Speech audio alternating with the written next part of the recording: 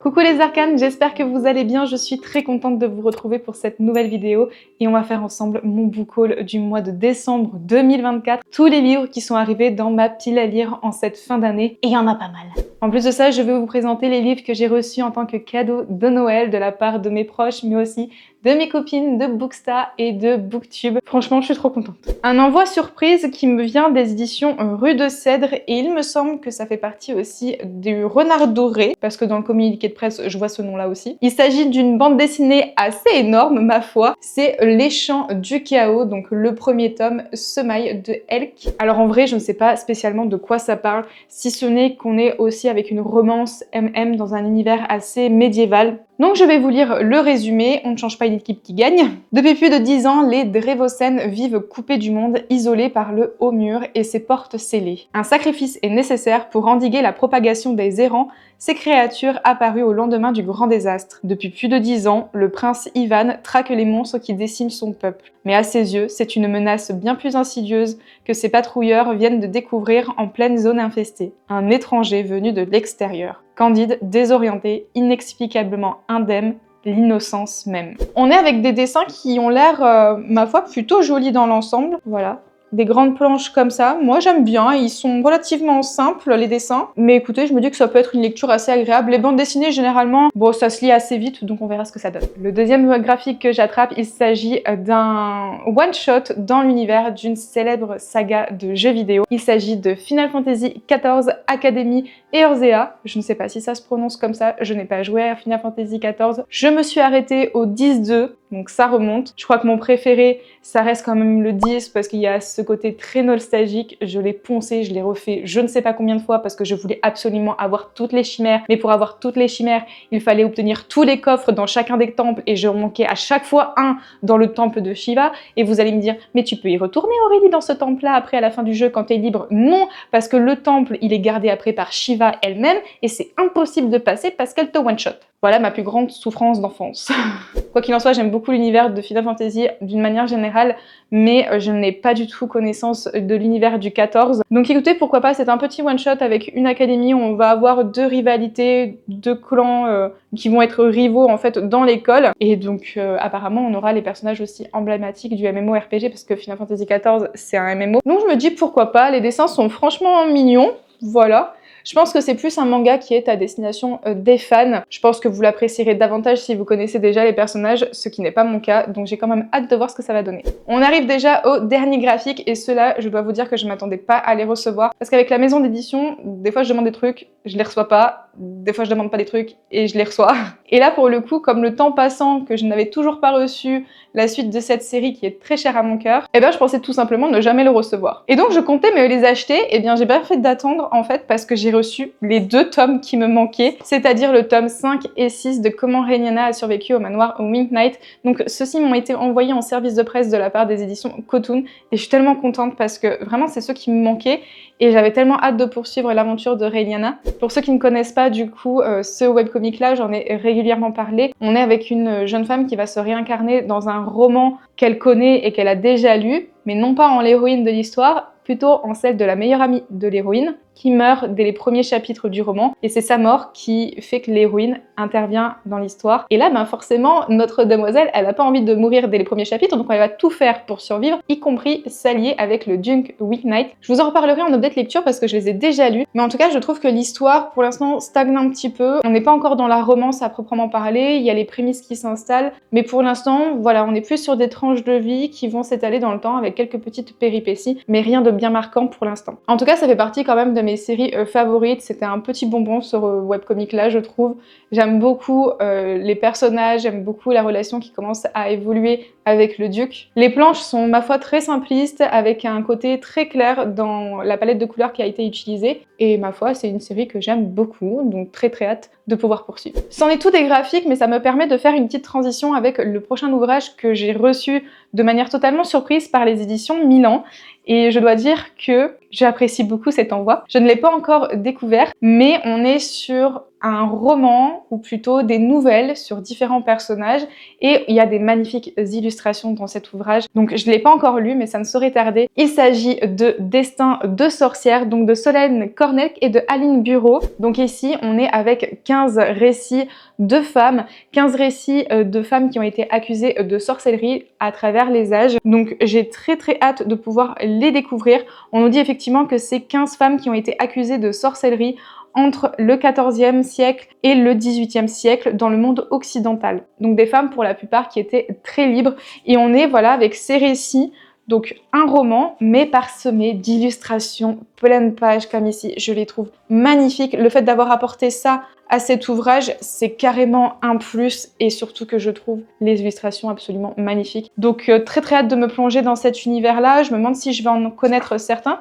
Oh, je me rends compte qu'il y a d'ailleurs une illustration voilà, en double page. Très jolie cet ouvrage, donc très hâte aussi de le découvrir. Je vous en reparle bientôt. On va passer maintenant au roman pur et dur, ceux que j'ai reçus en service de presse. Le premier, c'est un roman que je vais lire incessamment sous peu. Il s'agit de La Voix de Lorée qui m'a été envoyé par les éditions Naos. Donc le premier tome, Le Maître de l'Anarchie de Marie Fabre. J'aime trop la couverture déjà, elle est trop belle. Et quand j'ai lu le résumé, je sais pas, il y avait un petit côté Arcane, la série qu'il y a sur League of Legends sur Netflix. Je sais pas si vous l'avez vu, mais quand j'ai lu le résumé, voilà, il y avait une petite ambiance dans ce style-là qui m'a bien appelé, mine de rien. Bien sûr, dans un univers beaucoup plus young adulte, peut-être moins dur, je ne sais pas. Faut le lire pour le découvrir. Mais de ce que je me souviens, on est en plein cœur de la révolution industrielle avec Bohème qui s'érige comme la ville la plus influente du 19e siècle grâce à l'orée, un métal hors norme et miraculeux qui attise la convoitise. Et on va être avec un jeune homme qui va être en charge d'enquêter sur une série de meurtres qu'il y a dans les bas-fonds. Donc j'ai vraiment eu cette impression avec cet ouvrage qu'on allait être comme Arcane avec cette ville, donc zone qui est dans les bas-fonds, on va dire, là où on va avoir les personnes les plus pauvres, et ensuite dans le haut, on va avoir une ville où il fait bon vivre, où il y a les gens qui ont un peu plus de moyens. Donc j'avais vraiment ressenti ce côté-là. Et on va être en plein cœur d'une enquête pour meurtre. Et ce jeune garçon qui s'intéresse donc à cette série de meurtres, il s'agit de Hatcher, un jeune reporter qui va devoir s'allier à une brigadière qui, elle, cherche un mystérieux médecin qui serait capable en fait de soigner une mystérieuse maladie qui contamine beaucoup de gens. Des gens dans les quartiers pauvres de la ville, donc personne s'intéresse à eux, c'est pour ça qu'elle, elle veut militer et partir à la recherche de ce médecin. Donc voilà, ça a l'air un peu intéressant ce conflit entre les quartiers pauvres et les quartiers plutôt riches. Donc très hâte de voir comment va se dérouler cette histoire. De la part des éditions Calix, j'ai reçu leur dernière parution. Il s'agit de Half-Sick of Shadows, donc de Laura Sébastien, qui est écrit aussi, peut-être vous connaissez, Souveraine, qui a été publié chez Casterman, une fantasy young adulte assez violente, on va dire, parce qu'il y a des retournements de situation, des manipulations, des trahisons, des complots et tout ce qui s'ensuit. Mais cette fois-ci, on est sur une réécriture de la légende d'Arthur, donc on va retrouver l'ensemble des protagonistes de la légende, et je ne sais pas comment cette réécriture est maniée, qu'est-ce qui va changer par rapport à l'intrigue de base. Donc très hâte de découvrir. C'est pas forcément les réécritures vers lesquelles je me tourne à la base, on a plus des réécritures de contes, je trouve, dans la littérature. Mais là, le fait de se baser sur les légendes d'Arthur, je me dis que ça peut être assez intéressant. Donc on va retrouver l'ensemble des protagonistes qu'on connaît, comme Arthur, Guenièvre, Lancelot, et par exemple Hélène de Chalotte, que je ne connais absolument pas, mais qui peut voir l'avenir, et ça peut être vachement intéressant. Donc on va suivre ce personnage-là, Hélène, qui est capable de voir l'avenir. Je sais pas trop, du coup, ce qu'il en est. Si certains l'ont vu en VO, n'hésitez pas à me dire ce que vous en avez pensé, ce que vous avez entendu de retour sur ce titre-là. En tout cas, j'ai quand même bien hâte de le découvrir. C'est un très bel objet livre, ma foi, avec le Jaspa, j'aime bien. On arrive avec mon seul achat du mois de décembre. Il s'agit d'un livre que j'aurais dû acheter beaucoup plus tôt, je vous l'avoue, parce que j'ai pas pu entièrement réaliser les petites pratiques qu'il y avait à l'intérieur de ce roman, mais c'est pas grave, ça sera peut-être pour l'année prochaine, parce que je me suis acheté le Grimoire des Sabbats sur Yule, donc c'est à partir du solstice d'hiver, on a plein de références sur les croyances, sur les rites et tout qu'on connaît. Donc il y a une grosse partie sur les origines et l'histoire en fait de Noël tel que nous le connaissons, sur les rites païens, sur les rites de diverses religions aussi. Et chaque partie, chaque thème qui sont abordés va avoir son lot de pratiques. C'est pour ça que je vous dis que je l'ai acheté un peu tardivement. J'aurais aimé découvrir ce roman un petit peu plus tôt pour me préparer un petit peu mieux à la période de Yule. Donc voilà mon petit achat, je l'ai déjà annoté à plein d'endroits pour pouvoir m'y référer la l'année prochaine. C'est écrit par Katie Oren Ferrella, que vous connaissez peut-être parce qu'elle a une chaîne YouTube. Il s'agit de Ad Astra. J'aime beaucoup ce qu'elle fait, elle est très douce dans sa manière de parler et ça se ressent aussi dans son ouvrage qui est abordé d'une certaine manière de très cocooning, plein de douceur, de chaleur, de bienveillance. J'ai beaucoup aimé justement les thèmes qu'elle a abordés dans cet ouvrage, tant en partant sur, je vous le disais, les origines de la fête dans différentes croyances et aussi sur pourquoi le sapin de Noël, pourquoi telle tradition. J'ai bien aimé, moi en tout cas, cet ouvrage, donc très contente, je vous en reparlerai en update lecture. Ça en est tout donc pour tout ce qui est réception type service de presse et achat. Je vais passer maintenant à mes cadeaux de Noël. Donc au niveau de mes cadeaux de Noël, je reste uniquement sur la partie livre et j'étais extrêmement gâtée par des copines et mes proches. Donc vraiment un grand merci à tout le monde, ça m'a fait hyper chaud au cœur, je suis tellement reconnaissante. Et donc le premier que j'attrape, il me vient de la part de Manon, une grande pile à lire. Je vous en ai déjà parlé sur la chaîne, elle est exclusivement sur Instagram et du coup je vous invite à aller voir sa chaîne. Elle m'a offert 2 livres. Le premier, il s'agit de Heartless Hunter qui a été écrit par Kristan Cicciarelli peut-être, je ne sais pas exactement comment on le prononce, en tout cas il a été publié aux éditions Pikaji et j'aimerais énormément découvrir ce titre parce que je l'ai vu beaucoup passer dans sa version VO et il me fait extrêmement envie. On nous dit en plus dans le résumé que suite à une révolution dévastatrice, les sorcières qui jusqu'alors dirigeaient le royaume sont désormais traquées à cause justement de leur magie. Et on va y suivre Rune Winters qui doit cacher sa véritable nature. Aux yeux de tout le monde, le jour, c'est une jeune mondaine un petit peu futile, voilà, qui se fond un petit peu dans la masse. Mais la nuit, elle devient le Sphinx rouge, une sorcière judiciaire qui fait absolument tout pour protéger les siens. Et pour obtenir des informations cruciales sur le sauvetage de sorcières, elle va décider de séduire un jeune chasseur de sorcières. C'est pas la meilleure idée, on le sait. Et ce chasseur de sorcières, Gideon, donc, n'apprécie absolument pas Rune et pour cause, elle incarne absolument tout ce qu'il déteste, mais quand il va comprendre en fait qu'elle est potentiellement liée au Sphinx rouge, là elle commence à un peu plus à l'intéresser. Donc écoutez, très hâte de le lire. Je sais pas si vous l'avez déjà lu parce qu'il est sorti depuis voilà quelques semaines déjà, et je vois que le tome 2 est à paraître en 2025 en plus, ça s'appelle Rebel Witch. Très hâte quand même de le découvrir. Je pense que ça va être une de mes prochaines lectures. Mais elle m'a également aussi offert un autre ouvrage. Il s'agit là aussi d'un grimoire des sabbats, mais c'est celui sur Samhain, toujours de Katie Oren Ferrella et publié aux éditions Danae. Je suis trop contente du coup qu'elle m'ait offert ce tome-ci puisque c'est sur Halloween en soi, qui correspond en fait au Nouvel An chez les sorcières. Donc très contente de pouvoir le feuilleter pour l'année prochaine. Je trouve que c'est des très beaux ouvrages parce que tout le long, ils sont illustrés en fait de diverses façons. Notamment les pages, elles sont pas toutes blanches et vous avez sous forme un peu de notes comme ça, des annotations. J'adore vraiment, c'est vraiment un type d'ouvrage que je trouve très beau et que je me régale à feuilleter. Donc très hâte de pouvoir le découvrir à la période de Samhain. Et si tu passes par là Manon, un grand merci à toi du coup pour ces cadeaux, ça m'a fait hyper chaud au cœur. Johanna de la Citadelle de mes lectures a également pensé à moi pour Noël puisqu'elle m'a offert un titre et sur Instagram elle m'avait dit quand je l'ai vu sur ta pile à lire, j'étais obligée de te le prendre et en le recevant je me suis dit effectivement ça me parle un petit peu. Elle m'a offert L'ombre des dieux de John Gwynne, donc le premier tome, La confrérie du sang. C'est publié aux éditions Léa et j'étais tellement impatiente de le découvrir. Il me fait envie depuis très longtemps. Je sais que elle a dégommé sa saga Malice, mais je sais pas, j'étais pas trop attirée par celle-là, j'étais plutôt attirée par le merveilleux dragon sur la couverture. J'ai l'impression qu'on est un petit peu sur une inspiration de fantasy, un petit peu mythologie nordique, donc très hâte de le découvrir. Après une guerre dévastatrice ayant mené à leur extinction, les dieux ont laissé derrière eux une plaine dévastée, Vigrid. Que ce soit à l'ombre de la chaîne de montagnes constituée des os d'un ancien dieu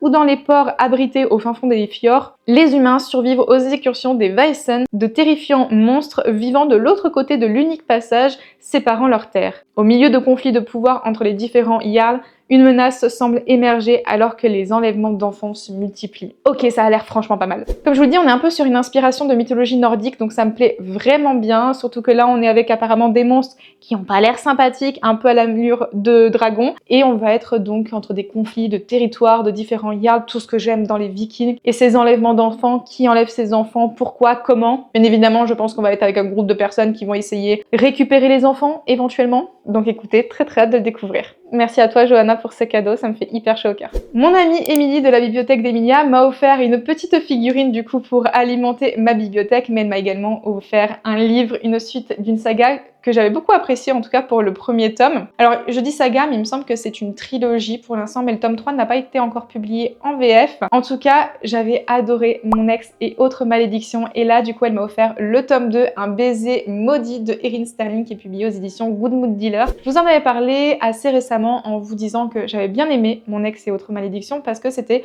une romance contemporaine, mais qu'on avait cette petite magie en fait dans l'histoire puisqu'on était avec des sorcières au passage de Halloween. Donc j'avais bien aimé justement ce petit côté très rafraîchissant des romances, allié au côté un petit peu magique des sorcières. Et dans cette histoire, nous allons suivre du coup la cousine de Vivienne qu'on suit dans le premier tome, parce qu'il faut savoir que chaque tome va être sur un frère par rapport au protagoniste masculin qu'on avait au tout premier tome. Ce sont les fondateurs en fait dans la ville dans laquelle Vivienne vit et donc chaque tome sera sur un frère et là on est avec la cousine de Vivienne et donc le frère du beau gosse qu'on avait dans le premier tome. Donc très contente de pouvoir poursuivre cette histoire, ça me fait extrêmement envie en fait. Donc merci à toi Émilie de m'avoir offert ce cadeau, ça me fait hyper plaisir. Et on arrive enfin au cadeau de mes beaux-parents en termes de livres. Donc je vais commencer par celui-ci, puisqu'ils m'ont offert quand même beaucoup de livres, j'étais contente. Je vous l'avais déjà dit, ma belle-mère, c'est ma référence en termes de thriller parce qu'elle ne lit que ça et elle aime bien quand c'est vraiment sombre, quand c'est un petit peu gore, voilà. Donc on a des goûts assez similaires en fait en termes de thriller et en termes un peu d'horreur. Et il y a un livre qu'elle avait lu, qui m'avait toujours appelé,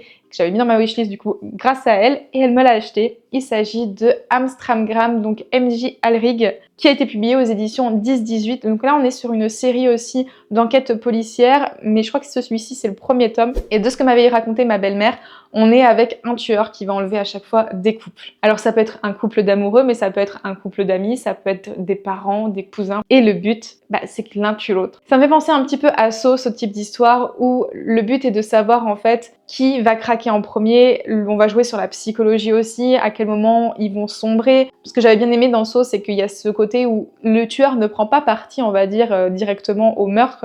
C'est toujours eux qui le commettent. Bien sûr, ils sont forcés. Mais il y avait ce côté où c'était à la victime de prendre l'arme justement. Donc très hâte de pouvoir découvrir celui-ci. Et enfin, mes beaux-parents m'ont offert une trilogie complète. Je m'attendais pas à recevoir ça et je suis extrêmement contente parce que c'est une trilogie que j'ai envie de découvrir mais depuis des années parce que je suis une grande fan des films. Je connais le premier par cœur, surtout le début, je peux vous réciter par cœur. Ça a bercé mon enfance, cette trilogie de films, donc je suis extrêmement contente de pouvoir découvrir la trilogie du Seigneur des Anneaux. Donc oui, mes beaux-parents m'ont offert du coup le premier tome, La Fraternité de l'Anneau, donc dans une très jolie édition. Là on est avec le tome 2 du coup, Les Deux Tours, et enfin le troisième et dernier tome, Le Retour du Roi. Il y a beaucoup d'éditions du Seigneur des Anneaux, j'avais hésité à un moment donné avec l'intégrale en relié qui a 89 €, et je m'étais dit non, faut pas déconner quand même, je vais pas mettre 89 € dans un roman, même si c'est une intégrale qui a des illustrations. En toute honnêteté, je ne trouve pas l'intégrale hyper jolie,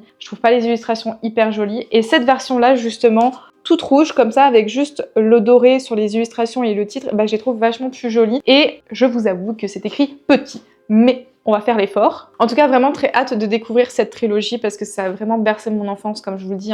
J'ai été des années à regarder Le Seigneur des Anneaux, j'avais des posters partout dans ma chambre. J'étais pendant des années team Legolas, maintenant je suis team Aragorn. Je ne sais pas dans quel team vous êtes, dites-le moi en commentaire. Je suis un petit peu triste, je vous avoue, moi, de la série Les Anneaux de Pouvoir. Ça me hype pas autant que les films, mais écoutez, je suis quand même très curieuse de pouvoir découvrir l'histoire originale.